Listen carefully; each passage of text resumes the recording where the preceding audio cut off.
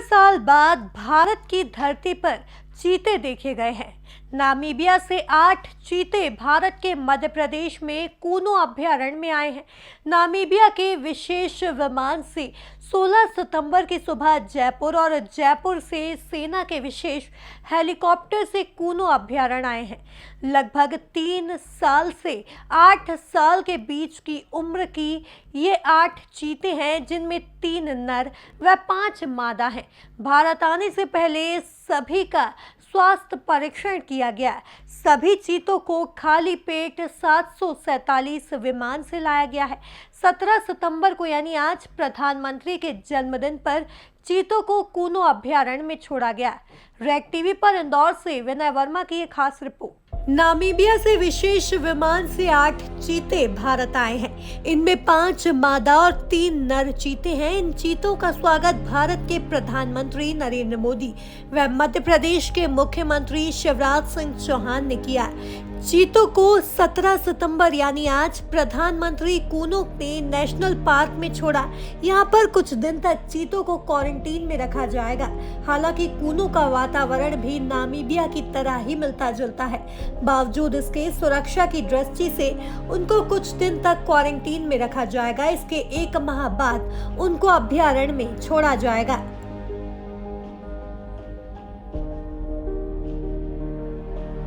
भारत आने से पहले सभी चीतों का स्वास्थ्य परीक्षण भी किया गया है। वहीं स्वास्थ्य की सुरक्षा की दृष्टि से सभी चीतों को खाली पेट लाया गया ताकि उनको किसी प्रकार की परेशानी न हो।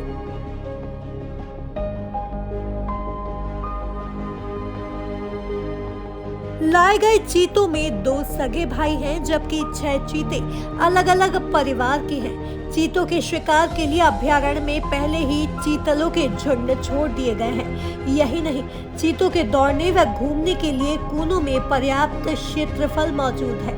भारत में 1948 में आखिरी चीते का शिकार किया गया था। तब से अब तक भारत में चीते नहीं हैं। वहीं भारत में 1952 में चीतों को लुप्त घोषित किया गया था, जिसके 70 साल बाद भारत में अब लोगों को चीते दिखाई दे रहे हैं। इसके पहले भारत के कई प्रदेशों में चीते पाए जाते थे, लेकिन राजा महाराजाओं के शिकार के कारण भारत से चीते विलुप्त हो गए और अंत में इस प्रजाति को भारत से लुप्त घोषित कर दिया गया।